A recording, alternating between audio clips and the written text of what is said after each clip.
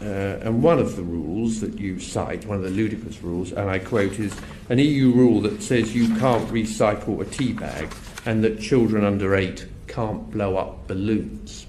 Well, may I say, Mr. Tories, could you tell me which EU regulation or directive says that children under 8 can't blow up balloons? Yes, the European Commission's own website.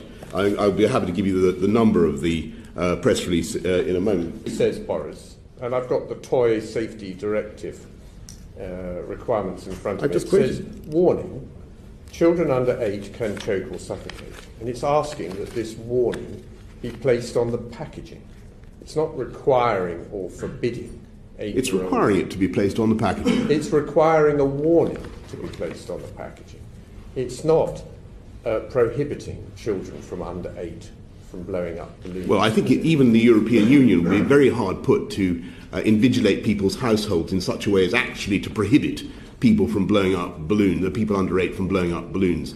Andrew, on your point about recycling tea bags, which you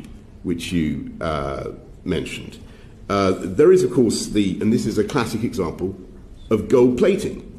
The EU Animal Byproducts Regulation of 2002 stated that stuff that had come into contact with milk or with meat could not be recycled.